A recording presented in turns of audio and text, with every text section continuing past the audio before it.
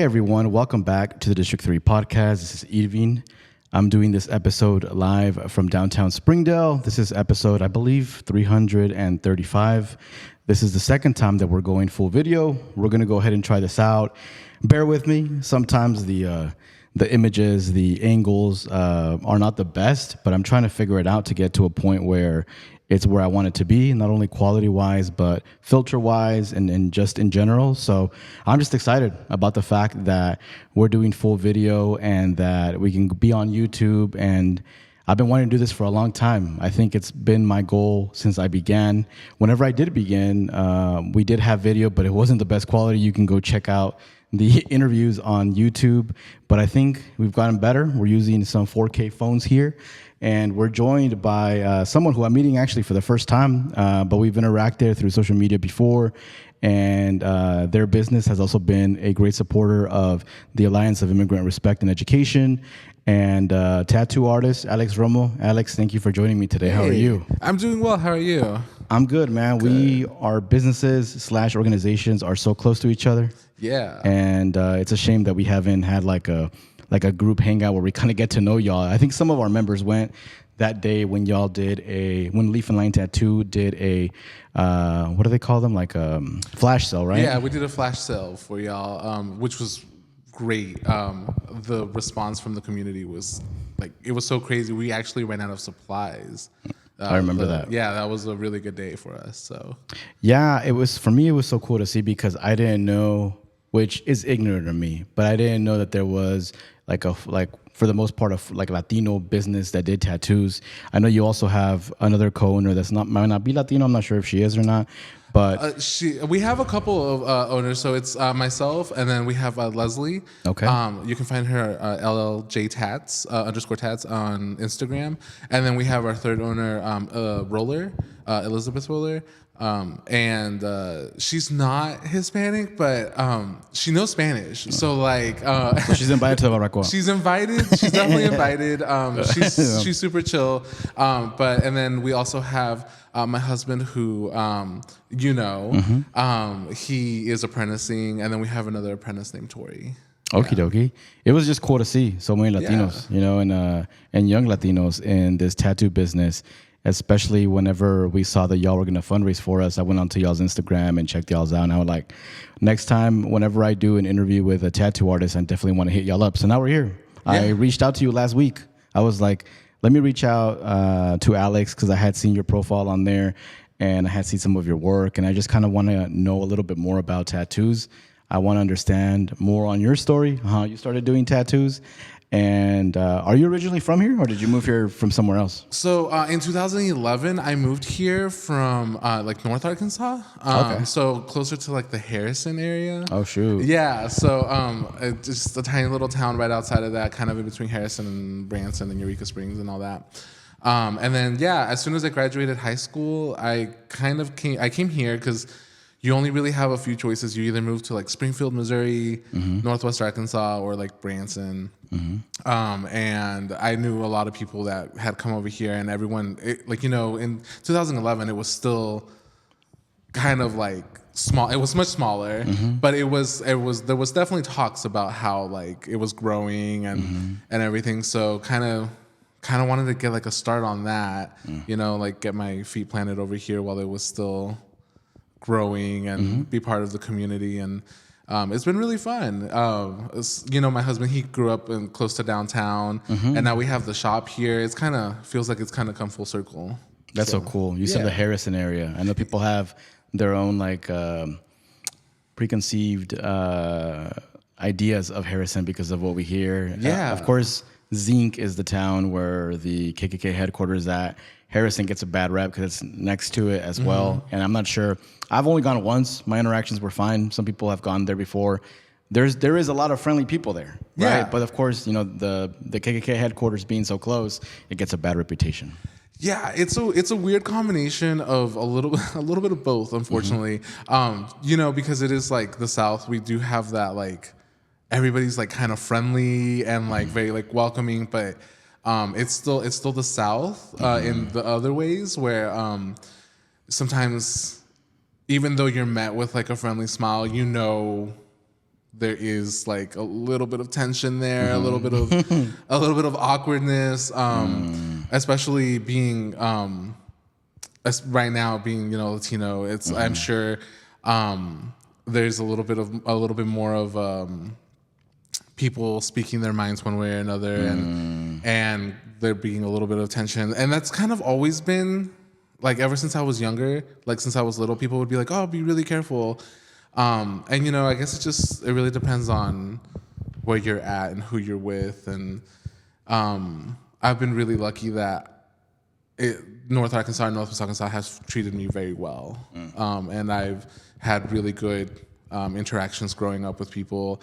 I've also had like a few not so great ones, but especially in that area. But I also hope that it's developing, and I hope just like with everything else that people are growing and becoming a little bit more open-minded. I think you will feel that everywhere, right? Yeah. Like I think here I've experienced racism. I've had someone, like I was coming out of a restaurant once and a truck passed by and the person was like, "F you wetback." They told me that, right? Dang, and I was yeah. like, "Oh wow, no one's ever called me that word before." And it was just like 6 years ago. Yeah. And then in California, when I used to live over there, I experienced racism from my own people because I was Yeah. dark, because I was dark skinned, right? Yeah. So the racism is everywhere. I just always kind of wondered if people that were born around the Harrison area, if they felt it way more. That's kind of what I've always wondered. I don't really know if you do, because sometimes we're also really lucky to like have our own little bubbles, and I've also been really lucky that the people around me are really chill, and things like that don't really happen. But also, like I graduated with a guy who after we graduated he killed somebody, like ran them off the road. And like it was an act of like racism and violence, and Wow. and like you think about it and you're like, oh, that's so weird, because like I saw this guy every day, and it's not something that really crosses your mind like that, especially as like a kid, and then you realize like the world is so much bigger than your little bubble. The world is so much more, and there's a lot of different obstacles sometimes that you may have to go through that you didn't anticipate, at one point. So Isn't that crazy when you interact or are close to someone who like murders someone? That's wild. so weird. You know who I live close to? The alleged Devil's Den killer. He Oh, lived, dang. He lived in the street right behind me. Like Yeah. I used to always walk my dog in front of his house. And I was like, man, what about if he had a bad day one day? And I was just walking. Like, it's so these things you scary. think about, right? Because Yeah. you never think about it in that moment, but then something happens and you're like, wow, I was around this person that, allegedly ended up doing something that hurt someone. It's scary. Yeah, no, it's like crazy like that something like that happens here. I know we like kind of say that anytime something like large happens really anywhere, but like I don't know. I think of Northwest Arkansas as such a safe place, as such a like this is like home. This is like being here, it's been 15, 16 years now.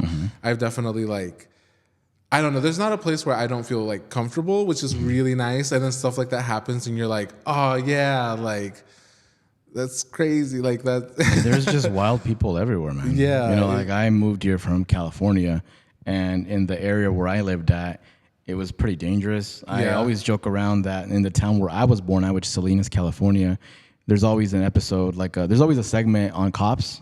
Yeah. That's there in Salinas, because it's like a dangerous place with gangs and stuff like that.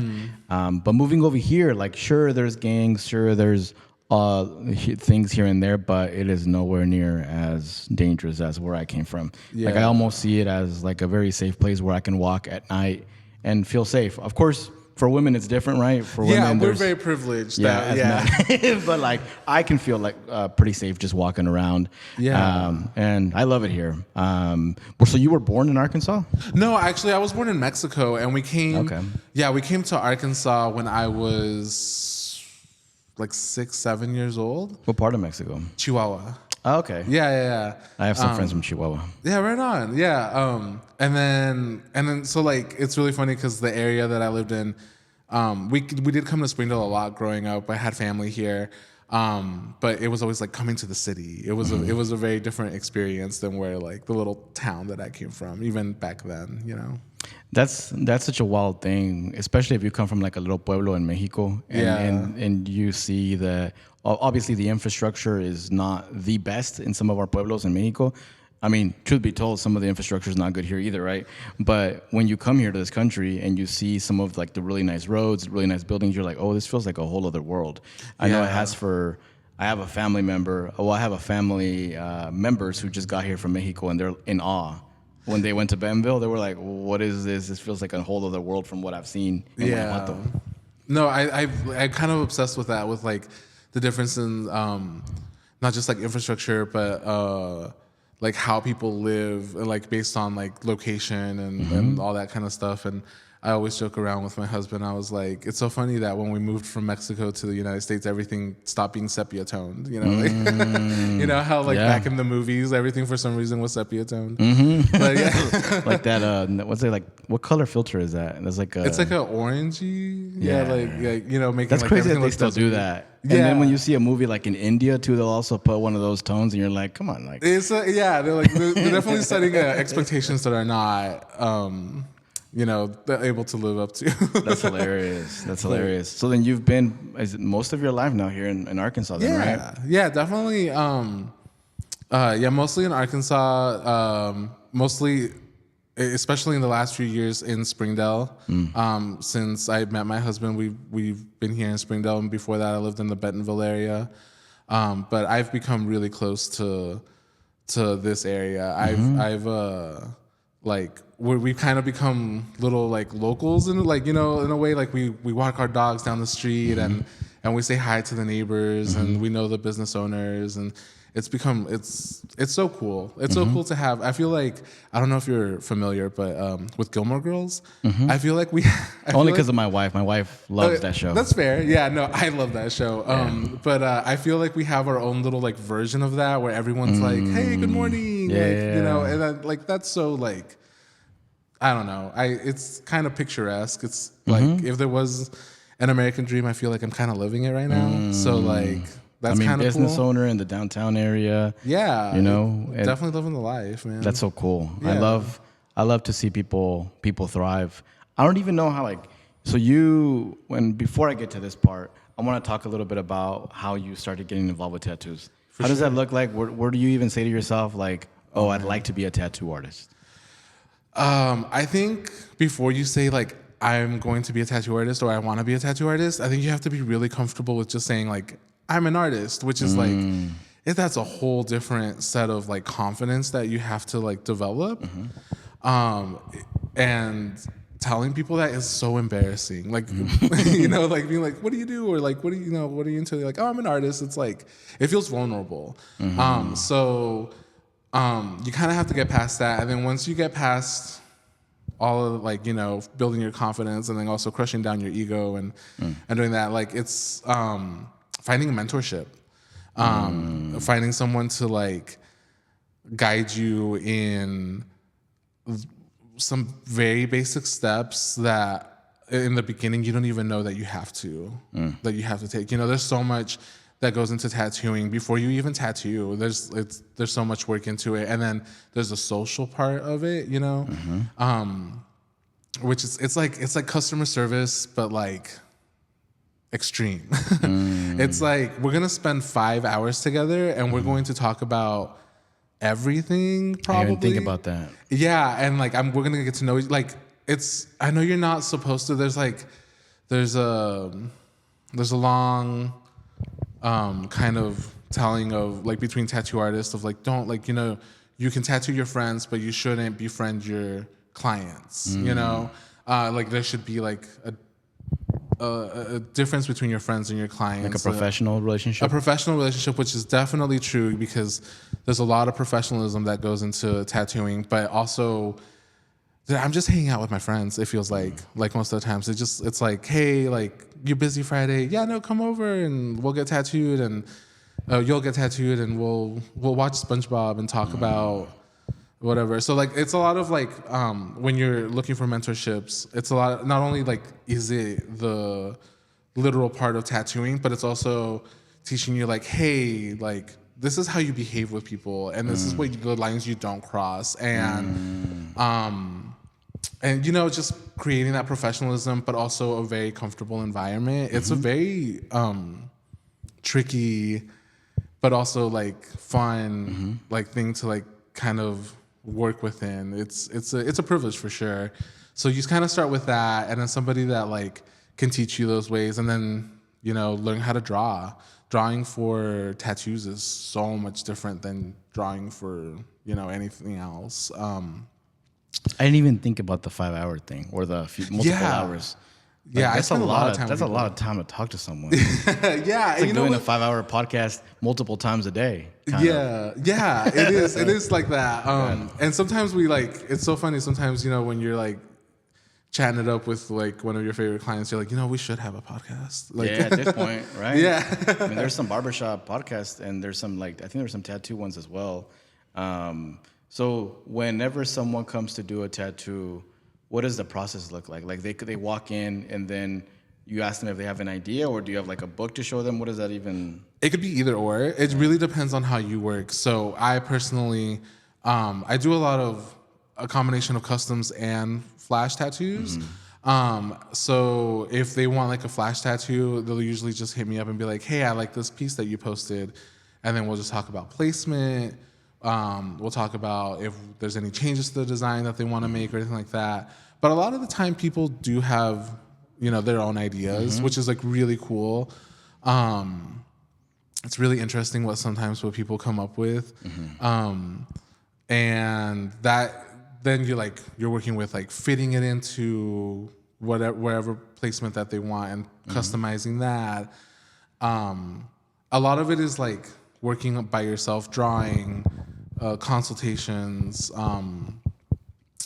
prepping your workstation, all that is like alone work. And then when you get to the actual tattoo part, that's the very last part. By the time you're doing the tattoo, you're like, you've put in at least 5 hours of work into it already, like between drawing and talking and like coming up with the ideas and stuff like that. Would you say it takes a lot of patience for someone to be a tattoo artist? Oh, for sure. For a lot of different reasons. My main part where like I have to work on being patient is the technology part. Not good at it. Work like my printer is breaking constantly. That's the thing. But then also working with people is a different kind of like communication skill that you develop, and being patient in the way where you're like explaining like, oh, I like your idea. We can do it this way so that it ages well, it looks well, it heals well. And then also depending on like how long they want to sit and stuff like that. You have to be patient with people when it hurts. It hurts pretty bad. That's my biggest fear. Yeah. I don't know why people like do it, especially when people probably like do it on their necks. That's probably when it hurts the most, huh? Well, actually, I have I forgot to mention earlier, Brooke. She's one of our newest artists. Brooke, she just got her neck done, and she said it wasn't that bad. Okay. I have a couple little ones on my face. Didn't even feel those. The ones that like hurt are like, I got my whole chest done. That was crazy. Ooh. Crying. I was like bawling. Oh man. Yeah, it was a process, but it's fun. I know like I make it sound maybe not fun right now, but it is really fun. It's like especially in the beginning, you'll experience it when you get your first tattoo, the adrenaline rush. Yeah, there's like Is that why people don't stop getting tattoos? Because it becomes an adrenaline rush? Yeah, you kind of get a little bit of an addiction. It's a little bit of like, I don't know. It's a lot of people think of it as a form of therapy because I don't know exactly what it releases or what happens in the body, but there is a sense of like, oh, I'm relaxed now. Like the other day I got tattooed by my apprentice, Tori, and it was so chill. It was so much fun. And I just like set up the iPad. We watched SpongeBob. Did it for like 3 hours. SpongeBob is an ongoing theme with you, yeah, right? we watch a lot of SpongeBob at the shop. It's very comforting, you know? Yeah. You know, SpongeBob is really interesting. I'm not sure if you've seen this fact, but supposedly SpongeBob is based off the Marshall Islands. Did you know that? Yeah, the yeah. Bikini Atoll. Yeah. Which I thought was really just random and cool. And if you go on TikTok or on YouTube, you'll see a lot of like they'll do like whole parallel videos where they'll mention something that happened in SpongeBob and they're related to it being in the Marshall Islands, which is really cool. For those that don't know, it's just a random fact. That is really cool. Yeah, no.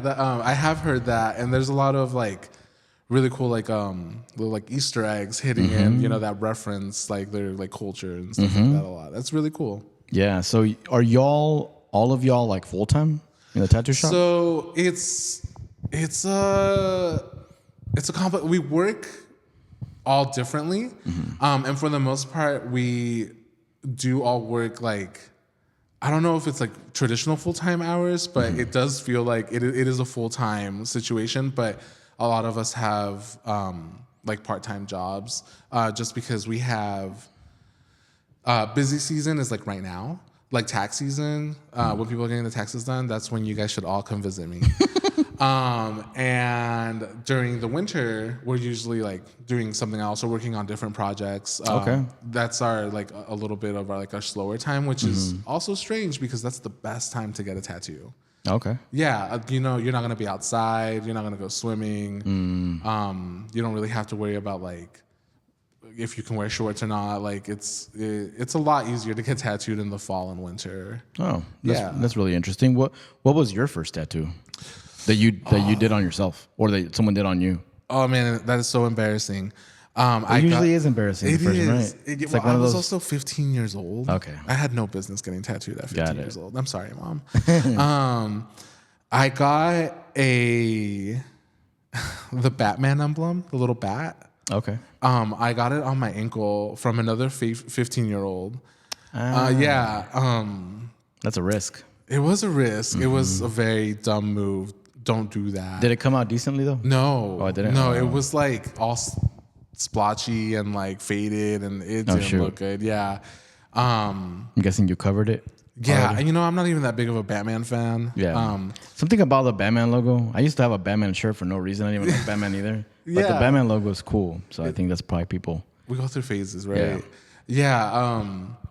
But I ended up, that's so funny, when I got my apprenticeship, I tattooed over that tattoo 3 times. Oh wow. Yeah. So now it's just like a thick piece of skin. Oh.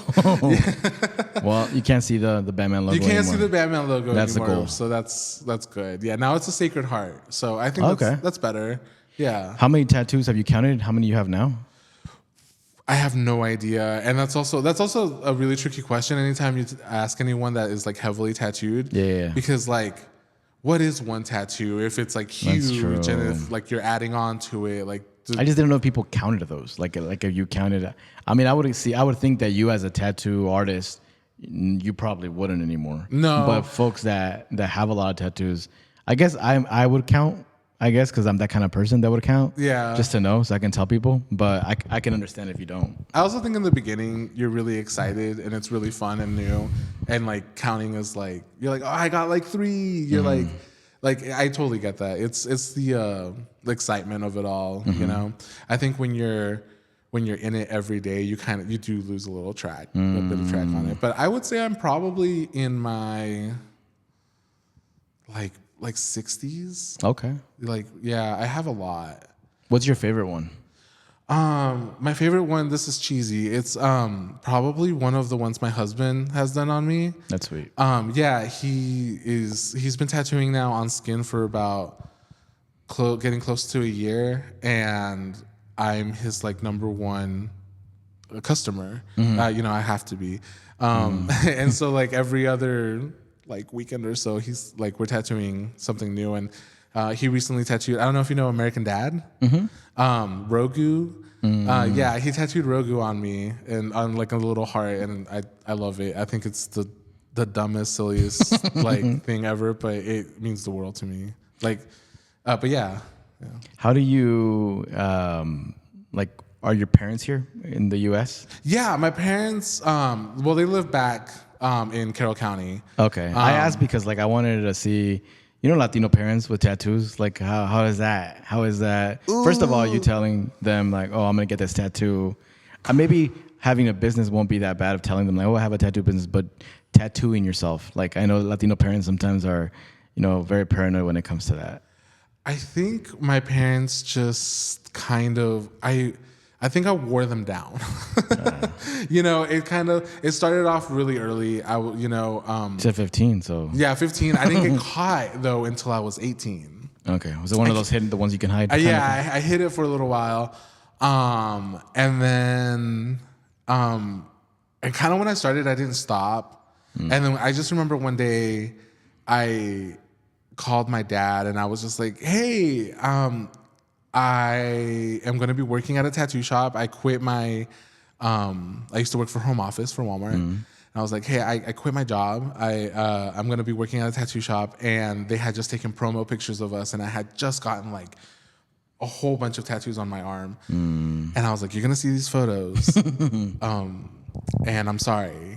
Like, and just kind of prepare them for on the phone. Yeah, on the phone, because when I see you in person, you can't be mad at me. You have to be mad now. It takes me an hour and a half to get home. Gotcha. You got to be mad now, right? I mean, the anger could also build up by the time you get home. It can be even worse. See. Like Mexican families. We'll wait. We'll fight it out, but it's all love. No, I think my parents are pretty, like, they're pretty chill about it now. I don't think it really bothers them. My brother is so like never gonna get a tattoo though. We've complete opposite opinions on that, or just which is cool. But I always love bringing it up. Be like, hey, you should do something. We should get sibling tattoos, and it's always no. Yeah. I feel that. I know some people also that don't want to get tattoos on their body and stuff. I've never had like a huge passion for it, but I'm down to do it. And I think the only way that I'll do it is I've been talking with my mom and my sister about all of us doing like a tattoo together. For sure, yeah. And I really don't like their ideas that they've been kind of bringing up. I'm just like, I guess I can do a butterfly. If it makes my mom happy, I'll do a butterfly. That'll be my first tattoo. Yeah. Right? So I've been kind of looking to see what butterflies I want to do. So if you see one that's cool, if you can think of one, let me know. Right on, yeah. Because I do want to. It's special because it's with my mom, and my mom doesn't have any tattoos either. My sister has some, maybe like 2 or 3, but my mom doesn't have one, and she wants to get one. She's like 61 already, and I'm like, okay, this would be a memorable thing for us to do together. That's so cool. No, I think like tattoo sessions like that, where like the siblings or the parents or like the family gets together and does something like. Sometimes it doesn't even have to match. Just them being there and all like kind of contributing to the moment. Like, I think that's really cool. And that's honestly like one of the biggest joys in tattooing is like making other people happy and seeing that like they feel happy, like not only with like the tattoo itself, but like they're happy with themselves, and like it's a really nice atmosphere to be in. And being a tattoo artist, you have to have some sort of level of confidence to be able to tattoo on people's skin. Oh, it's delusion. That'll be permanent. I mean, I don't want to say for the rest of their lives because they can probably use that technology that takes them off, right? But but it's still nerve-wracking, right? Yeah, no, like I said, it's delusion. It's full on, like, in the beginning when you're still learning, you have to, like, tell yourself, like, yeah, I can definitely do this, even if you aren't 100% sure. You have to lie to yourself because that's how you gain that confidence. And clearly you're practicing on like fake skin beforehand and like fruits and stuff like that. But you do have to, you have to kind of lie to yourself in the beginning. And then like you do it, it's really fun because like you're like, oh yeah, I can totally do this. Like meanwhile you're like sweating, like dripping sweat. But then you do it.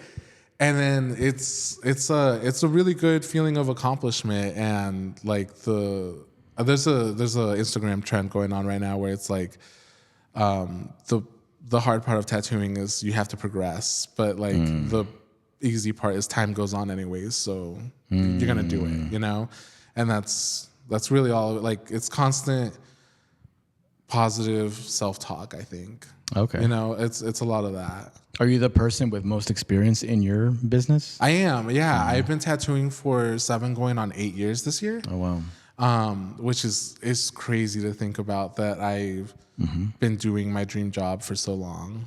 Yeah, I've been doing it the longest out of any job I've ever had. What do you enjoy about that job the most? Like it's mostly the people. Like, I mean, I love the art, of course. Like, it's such a like privilege to be like, I draw for a living, you know, like that's really cool. But like, I've met some really cool, some really nice and very like interesting people that like I feel have shaped not only like my career, but a lot of like, you know, like just the type of people I want around me. Like, you know, it's really nice to like meet new people all the time. Yeah. Are there any tattoos that you prefer the most to do? Yeah, I do a lot of botanical tattoos. So mostly like flowers and like a lot of peonies, a lot of magnolias, stuff like that, and a lot of butterflies. It's funny that you bring up butterflies. I love butterflies and moths. That's basically what pays the bills for me right now. Okay. Y'all should do some sort of collab with the Monarch Festival coming up. Oh yeah, that's so funny because actually the Monarch Festival last time they did it, which it kind of like it rained on us, which was I saw. Yeah, it was a little sad, but I got to design some temporary Monarch stickers, temporary tattoos for the kids. Okay. And that was really fun. Oh, that's cool. We gotta make it happen again. I'm on the committee this year. Oh, right on. Yeah, we'd love to do it. We gotta make it happen. I'll throw y'all's name again out there. I'm pretty sure someone would reach out anyways, but I'm gonna remind them and be like, y'all need to hit up Leaf and Line. Are there any tattoos you don't like doing? Very, very much like no racist tattoos. That's a good one. Yeah, try not to be racist, please. Yeah. Try not to be racist challenge. Yeah. So really anything that's like hateful, I'm just not down to do. How would that process look like? Someone comes in and says, I want a swastika. What would you say? I think if that person walked into it, I don't know. Have you been into our shop? Mm-mm. We do not give off the vibe that swastikas are welcome at all. So like we would be really confused. Yeah. But I think if somebody were to genuinely ask me for something like that, I think I would react in the place of like, I would try to explain and be like, hey man, like that's actually not cool. Like I feel like shaming, which like this should be shamed. But like I would shame for that. Yeah, for sure, shame that. But like I think I would try to approach it in a way where I'm like, so it's actually not like a good idea, you know. Maybe you didn't know, but like people die. I'd be like, let's sit down. I'm gonna teach you. How much time do you have? An hour? We're gonna watch a few YouTube videos. Yeah, like educate them and like explain to them why. Like, but like, I've been really lucky that people haven't asked me for crazy things like that. And in the beginning, I did get a couple of requests for things that made me uncomfortable. I asked because I used to work helping folks that would come out of the Washington County and Bang County jails. Like, it was my job to help them with like with rehab, with mental health services. Yeah. And I had some clients that had swastikas on their neck or on their on their chest and stuff. And I would try to navigate it in a way where it was my job to help them, right? So I would help them. I would show up with them to court, but I could tell that they were not fans of me. Yeah. So I always wondered when I would see their tattoos, I'm like, it had to have been somewhat of a racist person to tattoo that on them, right? I think so. Like, I think someone with a heart, with like good moral character, would not have done that. Yeah, definitely. And unfortunately, I do feel like those tattoo artists do exist that would, you know, do stuff like that. Yeah. I don't personally know any, thank goodness, but I don't know. I've never encountered such blatant racism like that. Like enough to put it on your body. That's extreme. That's like I don't know, like putting on something on your body, getting a tattoo is in a way a serious thing, you know, and like committing yourself to something so hateful is like if you're still doing that today, that's crazy, right? That's just like, that's so weird. These decades of history of why you shouldn't have a swastika, why you shouldn't have any kind of swastika. And people are still doing it. So I'm like, what intent do they have? I have seen the argument a lot that people are like, oh, well, it means peace and like and things like that, like in different cultures. And I don't know. We got other symbols for peace. We do have other symbols. Yeah, we do. We don't need that. But here we don't. Yeah, I think one of the craziest things that I've been asked for are and I'm sorry if I don't know the right like name for this. I'm not too familiar, but the S's, like the lightning bolt S's, like which I know enough to know that it's a racist symbol. And I was asked to do that when I was an apprentice, and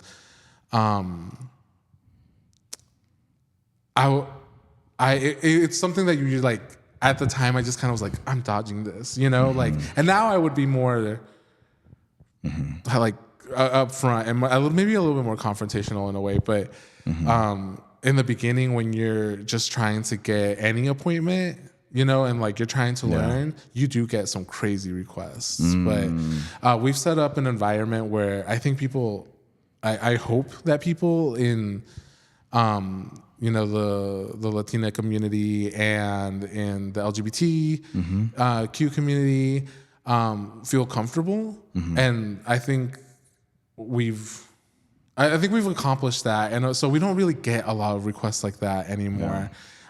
It's mostly really fun ones, silly, or traditional beautiful tattoos, which I'm all for.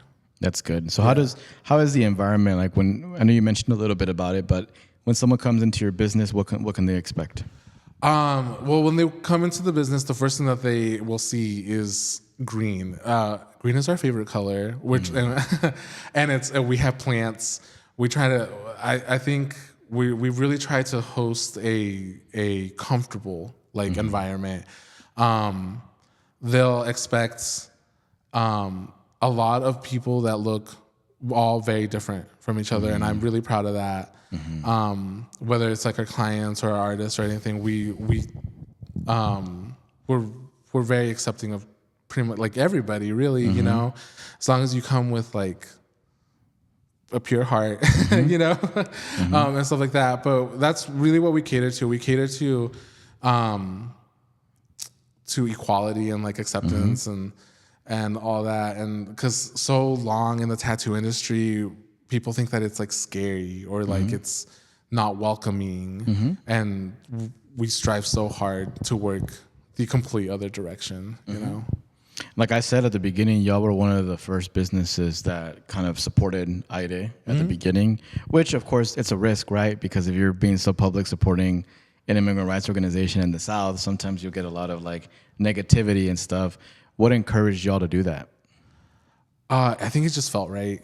As soon as we learned about Aire and we understood your guys' like mission and the purpose that you guys were serving into the community, especially in these times, it just felt like the right thing to do. We have a resource that is very popular, and if we could use that to raise awareness for honestly anything good, like I'm always gonna try to do a little something. And like I think holding like a flash sale where the funds went directly to you guys, I think it's really not it's not like an inconvenience or anything like that. It feels really nice and very like privilege is a word I use a lot. Just to be like, hey, like this is something that's really important to us and like affects us, especially as like we have like half of us are like Hispanic, and there's a really great message of acceptance and community, and that we're trying to like reach out, and that just seemed like a great way to educate people. And a lot of people were like, "What's Aire?" And getting to like hand out your guys' like flyers and like explain to them, be like, this is what they're doing, and it's important, and it's affecting us right now. And it was just something that like we felt like we needed to do. Well, we appreciate y'all for doing that. Yeah. Hopefully the after effect was more positive than negative. Based on what I saw on social media, things look pretty positive. It was awesome. No, it was such a good day. We worked really hard from like 10 a.m. to like I think it was like 3 or 4, and then we were like, oh, we've run out of like needles. Yeah, y'all put like a sign or something. Yeah, on the door. we had to put a sign up because people would still like, we had like a good rush, and then we would have like little moments of like breathing time, and then when we would catch up and count inventory and stuff, people were coming in and would be like, I'm so sorry. But like, but it was a great experience. 100% would do it again. We need to. Our social media has grown like 5 Yeah. times from that time, so it might even be crazier this time. That would be awesome. I love like this community and working with like you guys or working right now. I'm also working with like the Downtown Springdale Alliance for some other stuff, and like just being included and seeing the efforts poured in back into the community, you know, like is awesome. That's really one of my favorite parts about Springdale. I agree. I've been going to some of them Downtown Springdale Alliance meetings too. I'm gonna try to get Nando in here on the podcast. I'm not sure if you've met Nando. Yeah, I have met Nando. Cool guy. Yeah. It's pretty cool. Either the EDM / coffee day over there at Onyx. I'm not sure if you saw it. Yeah. But it was really cool. Like we showed up and they were selling coffee and stuff, and then there was a whole on dance happened, and Nando and then his partner were the DJs, and it was so cool. So a lot of cool stuff happening in downtown Springdale. It's so cool down here. It's crazy to see all the like events and like the community. I love watching just if you come down here on Emma on a Saturday night, you just see people going to Onyx to get coffee, walking around. It's so like picturesque. It's very cool. So chill. Yeah. What are some goals that you have for your business of things that you want to do that you maybe thought of? It can be short-term goals or long-term goals. Do you put thought into that? Yeah, absolutely. I think some goals that I definitely, and we kind of talked into it about like the fundraiser for IDA and stuff like that, is definitely doing more for the community. I think it's again a privilege for us to be able to have like a whole building and like a group of like artists and stuff like that, and being more like involved in the community is definitely something that I think we're all wanting to do in like as far as like short term, like but as long term, I would love to grow the shop to be more like have a little bit more variety of like the type of art, because I think it would be really cool to have like you have tattoo artists and you have like painters and then you have like, you know, something like that. So it's always like a goal to have more real estate, really, is that's what you need is a little bit more room all the time and to create big projects and stuff like that. So that's really like the ultimate goal is do art as long as possible, as much as possible. If for someone that's on the fence about possibly getting a tattoo or not, what would you say to encourage them to, if that's something that they want? I think that an important part of deciding whether or not you're the type of person to get tattooed is definitely like how often do you change your mind? You know, like is because I would hate to tattoo you and then like a couple months later be like, I don't, or we should have done, you know, like I think like think it through. Think it through. Do not run into like, don't make a rash decision. I don't think I would encourage. I would just say like make the decision that is right for you without other people's influence. Because a lot of the times people will be like, before getting a tattoo, they'll be like, oh, well, let's see what my parents say or what my brother says, or if they like this, or like, no, you gotta do it for yourself. This like tattooing is something you do for you, even sometimes if it's for other people, like if the tattoo involves other people or anything like that, but it's primarily for you, and we want you to be comfortable in your skin, and sometimes that means not getting tattooed. You know, I've had to turn away people that were on the fence when they had the appointment and be like, and I'd be like, hey man, like sometimes you don't have to. You don't have to feel the pressure if that's not like your thing. But if you are excited about it and you are curious about it and you're scared about like the pain, I would say it's really nothing to be scared about, because the excitement of it all, you don't even feel it. Adrenaline kicks in. The adrenaline kicks in, and it's like a new thing, and it's really exciting, and the pain is like so secondary. So okay. I wouldn't be scared of that. That's as far as like words of encouragement, I would just say like the pain is not the worst thing. And legally, is there an age you have to have? You have to be 18 years old to get a tattoo? In Arkansas, you can be tattooed at 16, but at our shop, we only do 18 and up. Makes sense. No Yeah. 15-year-olds.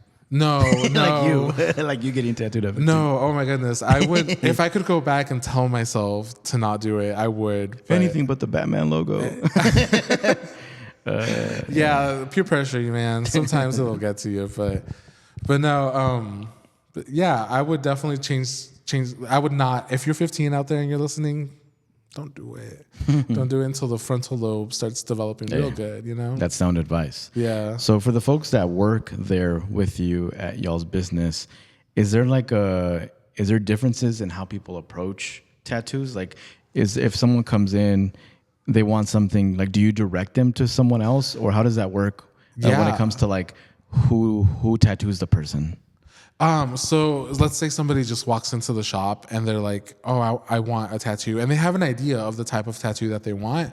We'll always try to match them with the best artist that like meets what they're looking for. Okay. So, for example, I do a lot of like traditional work. So my style is a little bit like chunkier. It's very colorful. It's very it's definitely not thin lines, which and if somebody would come to me and ask me for something super thin and very dainty and delicate, I would recommend them to our artist Roller, because that's what she does. And there's a lot of like being conscious about like you're missing out on money sometimes, but I rather you have the best tattoo that you could get, you know, Because you'll get more business afterwards, right? yeah, They'll come back. absolutely. And they'll recommend their friends, and they'll be like, "Oh yeah, Alex does this," and it all works out. It's really funny when I first started tattooing. There was a lot of competition of like, "Oh, I get to do that tattoo," or "I get to do that tattoo," and now it's more like asking the client like, "What is it that you want?" and we will cater for you, you know, and we won't try to like fit a mold, you know. Would you be the butterfly guy if someone comes in with the butterfly? I would be the moth and butterfly guy for sure. That's one of your specialties. I just love them. They're a fun tattoo to do. Botanical tattoos just in general are very. I love the flow, the rhythm that goes into like on the body. I think it just works really nice every time. So creatively, you are very full, right, with your job. The fact that you get to do art every day must be a cool thing for an artist. It's the coolest. It's it's really crazy that, because like as a kid, I would watch like I don't know if you're familiar with like LA Ink. Or like I would watch those shows. On the Discovery Channel or something. Yeah, it wasn't like on TLC. Yeah, something like that. And then I would watch those shows and watch people get like these crazy tattoos. And now I'm like, wow, I live my Springdale Ink life, you know? What was the Latina girl that did the tattoos as well? Kat Von D. Yeah. Yeah, I've been tattooed at her shop. Oh, really? Where is that at? It does not exist anymore, but it was in WeHo. No, it was in WeHo, West Hollywood, and Okay, in Cali? Nice. That's who I grew up watching when it came to tattoos. I would see a lot of her stuff. And then I also saw the LA Ink that would pop up on the Discovery Channel. So I'm glad that you're able to live your dream and do what you love to do. Yeah. What do you do? This is a question that we ask every guest. What do you do to take care of your mental health? Remember to schedule days off. That's a really important part. Remember to not just schedule days off, but consciously being like, hey, I'm not doing anything today for my own mental, like, for my own sake and for my own mental well-being. It's and for me that includes like spending time with my family, spending time with my husband and our dogs and the rest of our family, and it's that like finding a good balance between both. With tattooing, it's very you're in charge of your own schedule, you know. You're in charge of when you work and how much you work, and you have to be really self-motivated, which sometimes means doing too much, and then having to pull back and do like dramatically, you know, different, and do nothing at all. So that's kind of how I work. It's just I do a lot and then I do nothing, and then I do a lot, and it's really nice. It's like I told you, I think I'm living the dream. So. That's so cool. Yeah. Like just being able to do what you love, waking up in the morning, making your own schedule. I bet you it has its own stressors, but for the most part, it must be a cool thing to experience. And hopefully other people that listen to this podcast can do what they love eventually, right? Yeah, I hope that for everybody. I can't imagine a life where I didn't work something that I didn't love, you know? And it really feels fulfilling in a different way that like I don't think like personally for me, I don't think I could do any other job and it would feel the same, you know? Yeah. I'm gonna like ride this out for as long as The wheels fall off until the wheels fall off. Yeah, exactly. Where if people listen to this episode and they want to book y'all, what's the process look like? Where do they go? You guys can find us at Leaf and Line Tattoo on Instagram. All our Instagram handles are on there. I'm ar.tattooer. And you guys are more than welcome to send us a message. And we will always set you up with whatever it is that you want. We will match you with the right artist and get you tattooed, you know? Get you looking like a badass. Hey, sounds good. Well, Alex, I appreciate you making the time to be here. I'm excited for people to listen into this episode and learn more about y'all. And hopefully y'all get some listeners going to y'all's business. And if you're one of the people that's listening and are going to go tattooed, tell Alex that you heard it on the District 3 podcast so that he can know that y'all were listening to this episode. But thank you for making time, Alex. No, thank you so much for having me. This was a lot of fun, and I really enjoyed talking to you. Thank you. For everybody listening, that was the end of the episode this week. Episode 335, 336. I forgot how far we are into it. But for everybody listening, thank you all, and we'll catch you all next week.